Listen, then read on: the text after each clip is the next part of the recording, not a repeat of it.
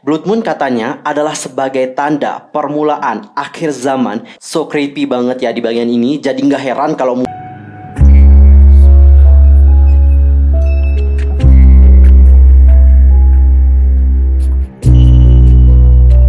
Annyeonghaseyo Chungudul, Yusuf Kemin Wida. Welcome back to my channel. Gimana kabar kalian hari ini? So fine, so good, nothing problem dong kan? Dan buat yang punya problem, keep fighting, don't give up. Nah, for this time aku akan ngajakin kalian semua untuk ngebahas teori dari ENHYPEN. But wait, sebelum kita ngebahas teorinya bersama-sama, pastikan dulu nih untuk bantu perkembangan channel aku supaya nanti kedepannya aku makin semangat ngebahas teori dari ENHYPEN dan semangat untuk ngebahas segala sesuatu tentang ENHYPEN. Pastikan nih buat kalian para Aegis, bener nggak sih? Aegis kan nama fandomnya, meskipun belum resmi ya. Itu kan kalian yang buat, bener gak sih? Oke, buat para Aegis jangan lupa buat subscribe, like, and comment. Follow juga nih Aegis ya sosial media aku. Di Instagram itu ada @yusolkim, di Facebook itu ada Detektif Teori, di Twitter itu ada @yusolkim2.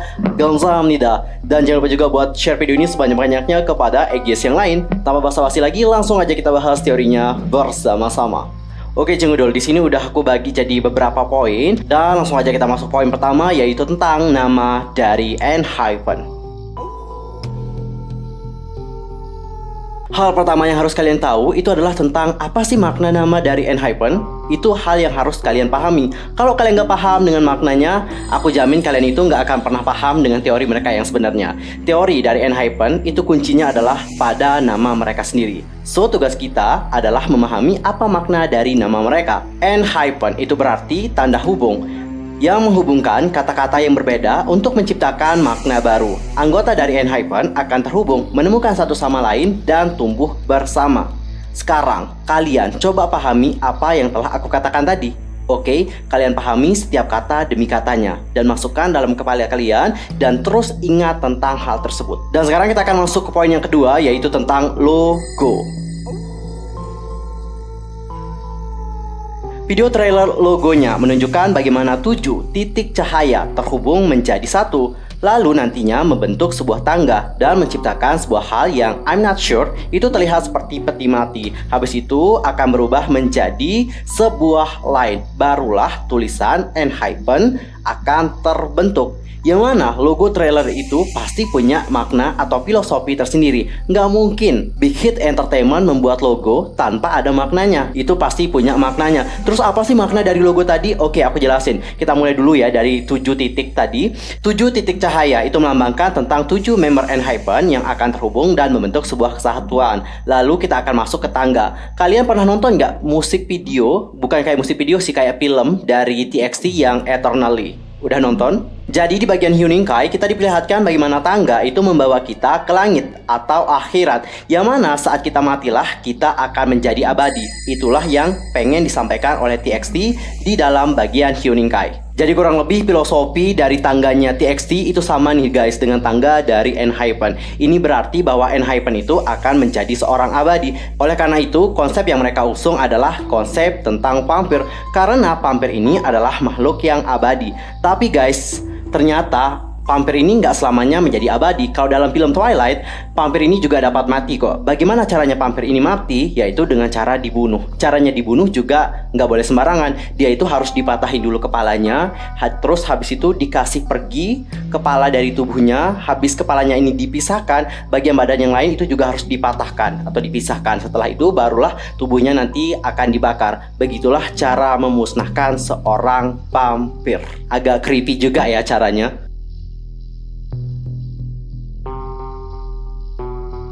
Dan kita akan masuk ke poin yang ketiga, yaitu tentang chosen.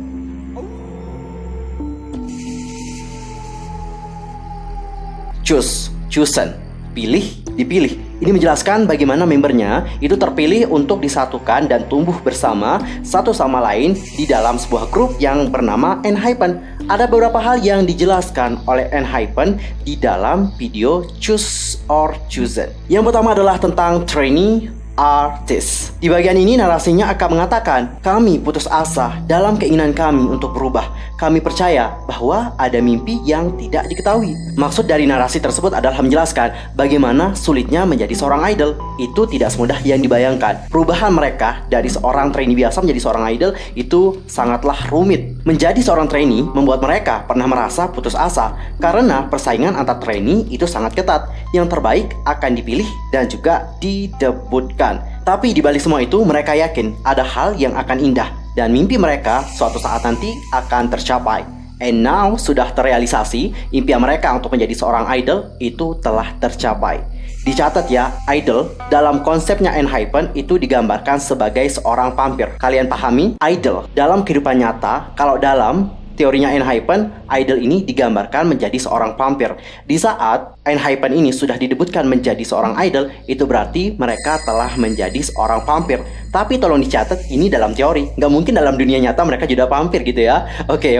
Jangan terlalu dibawa serius ya. Teori sampai dibawa ke dunia nyata. It's really not good. Dan yang kedua adalah tentang pillar sukses, kegagalan, dan juga keberhasilan.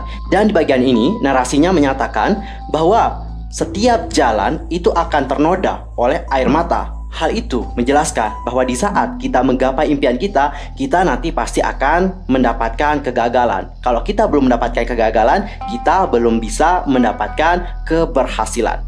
Dan kita akan masuk ke poin yang ketiga, yaitu tentang given, taken. Untuk mendapatkan sesuatu, ada hal yang harus kita korbankan. Bener nggak? Untuk menjadi seorang idol, biasanya kalian itu akan mengorbankan masa muda kalian. Kenapa? Karena kebanyakan orang-orang yang akan menjadi idol itu akan menjalankan masa training yang cukup lama banget. Sehingga hal itulah yang membuat mereka mengorbankan masa muda mereka. Bahkan ada juga yang mengorbankan cinta mereka sendiri. Dan khusus untuk teori ENHYPEN, apa yang mereka korbankan? Yaitu mengorbankan kehidupan mereka sebagai seorang manusia dan berubah menjadi seorang vampir. Itulah yang harus dibayar oleh mereka. Harganya sangat mahal banget. Kalau yang udah nonton film Twilight, udah pasti pada tahu dong ya bahwa di saat seseorang menjadi vampir, dia akan meninggalkan segalanya dan hidup dalam keabadian. Dan di bagian ini narasinya akan mengatakan bahwa kami tetap mengepalkan tangan pertama kami dengan keras, tidak menyadarinya sebagai berkah atau kutukan. Jangan sampai kita kehilangan apa yang dipegang di tangan kita. Narasi tersebut menjelaskan bahwa untuk terhubung satu sama lain, mereka menyerahkan kehidupan mereka, berubah dari manusia menjadi vampir, seperti yang aku katakan tadi ya. Dan untuk informasi aja nih guys, dalam film Twilight, setiap vampir itu pasti memiliki kekuatan. Dan terkadang kekuatan dan keabadian yang dimiliki oleh vampir ini seringkali menjadi anugerah untuk mereka. Tapi di sisi lain mereka juga menyadari bahwa kekuatan dan juga keabadian itu seperti kutukan buat mereka. Kenapa kutukan? Kalian kayaknya perlu deh nonton film Twilight untuk memahami maksud dari hal tersebut. Kalau aku udah paham dong ya, aku sampai nonton 2 kali loh. Baru kemarin habis nonton film Twilight gara-gara ENHYPEN pakai konsep vampir. Serius. Kalau kalian nih udah jadi seorang vampir, kalian itu nggak bisa hidup kayak manusia lagi. Kalian nggak bisa makan makanan yang biasa. Makanan kalian sekarang cuma darah doang. Kalian itu bisa ngisep darah doang. Habis itu kalian juga nggak bisa menghasilkan keturunan. Kalian juga nggak bisa tumbuh. Itulah yang kalian korbankan menjadi seorang vampir. Inilah kenapa banyak vampir yang meskipun hidupnya dipenuhi oleh keabadian, tetap muda selamanya, mereka itu juga tetap merasa bahwa mereka ini seperti dikutuk karena mereka tidak bisa mendapatkan kebahagiaan yang mereka idamkan. Salah satunya adalah memiliki keturunan. Dan sekarang kita akan masuk ke poin yang berikutnya, yaitu tentang Bloodlight. Ini tuh adalah bagian paling serem di teori ini. Serius guys. Bloodlight, darah cahaya. Dan di sini mereka mengatakan Blood Red Moonlight Blaze, darah merah cahaya bulan api, cahaya haus yang tak terpadamkan dengan amarah.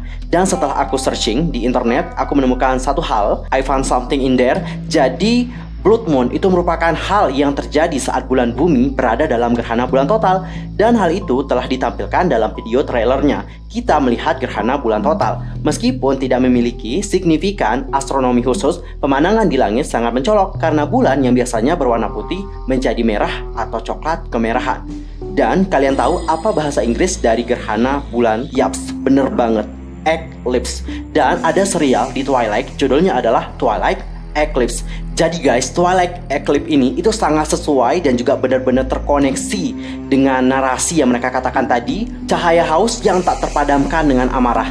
Jadi di Twilight Eclipse itu diceritakan seorang wanita yang namanya adalah Victoria, yang mana dikarenakan pacarnya ini dibunuh oleh Edward Cullen family, dia itu menjadi brutal. Dia mencoba untuk membalaskan dendamnya. Dendamnya ini udah nggak bisa dipadamkan lagi.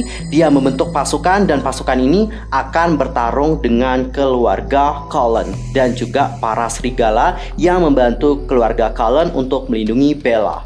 So yang dapat kita simpulkan apa? Pasti akan terjadi hal yang tak terduga nantinya pada Enhypen. We don't know about that. Untuk sekarang aku nggak bisa mengatakan apa-apa. Kita tunggu aja bagaimana musik video mereka nanti. Dan berdasarkan informasi yang aku dapatkan dari Wikipedia, Blood Moon katanya adalah sebagai tanda permulaan akhir zaman yang berasal dari kitab Yoel, di mana tertulis bahwa matahari akan berubah menjadi kegelapan dan bulan akan menjadi darah sebelum hari Tuhan yang besar dan mengerikan akan datang. Intinya adalah Blood Moon ini sebuah pertanda akhir zaman di dalam kitab Yoel. So creepy banget ya di bagian ini. Jadi nggak heran kalau musik di bagian ini dibuat sangat-sangat creepy. Dan cara mereka juga membacakan narasi ini benar-benar creepy juga. Apakah kalian merasakan hal tersebut? Pasti merasa dong ya. Kalau nggak merasa, dimanakah feelings kamu? Ya. Dan sekarang kita akan masuk ke bagian berikutnya, yaitu Us, the Others. Kami dan yang lain. Dan di bagian ini ada narasi yang menyatakan yang lain menghormati kami dengan hormat, sedangkan mereka memandang orang tersebut dengan iri. Hal ini dapat berarti tentang dua hal nih guys. Yang pertama adalah bagaimana kita sebagai orang biasa itu sangat menghormati para idol karena kehidupan mereka yang menurut kita itu sangat-sangat bagus banget, dicintai oleh orang banyak, pekerjaannya sangat bagus banget. Dan karena hal itu banyak orang, termasuk kalian semua yang nonton, pasti pengen banget menjadi seorang idol. Tapi guys, mereka yang melihat kita itu juga iri nih guys. Kenapa mereka iri sama kita? Apa sih yang kita punya? Kita itu punya kebebasan. Kita dapat melakukan segalanya tanpa harus khawatir apa opini publik. Ya khawatir juga sih ya sama omongan-omongan tetangga, bener gak sih? Tapi segitulah pokoknya guys. Kalau kehidupan kita kan masih lah ya, nggak ada yang ngekang gitu ya. Kita mau ngapa-ngapain juga, meskipun diomongin juga palingan 1, 2, 3 orang gitu ya, 5, 6, 7 orang. Kalau mereka melakukan sesuatu hal yang salah, sekali mereka melakukan hal yang salah, maka habislah mereka. Mereka akan menjadi bulanan-bulanan para haters dan juga netizen-netizen yang lainnya yang merasa paling suci. Begitu juga dengan kehidupan seorang vampir. Kita sebagai manusia itu sangat iri dengan kehidupan seorang vampir yang abadi. Mereka tetap muda selamanya. Kita juga pengen menjadi seperti mereka. Jujur, aku dulu pas nonton film Twilight itu sangat pengen banget jadi seorang vampir. Dan aku cari cara gimana sih jadi seorang vampir biar aku tetap awet muda, biar bisa abadi gitu. Tapi ternyata guys, vampir pas ngelihat manusia itu juga merasa iri. Kenapa vampir merasa iri dengan manusia? Seperti hal yang aku katakan tadi ya, vampir itu tidak bisa mendapatkan keturunan. Vampir itu nggak bisa tumbuh. Vampir itu nggak bisa makan makanan enak seperti kita. Itulah yang ngebuat vampir ini merasa iri sama kita. Begitu guys. Dan yang terakhir adalah mortal dan immortal. Mortal, immortal. Panah, abadi. Kehidupan sebagai seorang manusia adalah kehidupan yang panah, sedangkan kehidupan sebagai seorang vampir adalah kehidupan yang abadi. Tapi nggak selamanya sih ya vampir itu abadi. Seperti yang aku jelasin tadi, mereka juga dapat kok lenyap dari dunia ini dengan cara yang cukup menyeramkan banget untuk dihilangkan. Dengan dipotong, dipisahin kepalanya, baru dibakar. So creepy banget ya caranya. Dan di sini narasinya itu mengatakan, mengapa kita menginginkan apa yang tidak dapat kita peroleh? Mengapa kita harus berjalan sepanjang garis tanpa akhir saat fajar matahari terbit untuk memberkati diri kita yang memiliki daging atau masih dalam wujud manusia? Narasi tersebut itu menjelaskan bahwa kenapa sih kita itu harus ngejar sesuatu yang gak bakalan terjadi, yaitu tentang keabadian. Kenapa kita kejar keabadian? Dan jawaban atas narasi itu sebenarnya sudah dijelaskan pada intro Walk the Line. Oke, apa sih yang ada di Walk the Line? Kalian pasti penasaran banget. Dan aku juga belum ngejelasin tentang trailer kedua. Ini masih trailer pertama, tapi karena teorinya emang panjang banget, aku bagi jadi 2 part. Nanti ya, saksikan part yang berikutnya only di channel Yusra Game. Aku mohon maaf kalau ada kesalahan baik dalam ucapan, sikap, tindakan, dan sebagainya. I'm so sorry banget. Kita ketemu di video itu ya guys. I'm Yusra Game pamit. Thanks for watching. Annyeong. Gamsamnida, 친구들.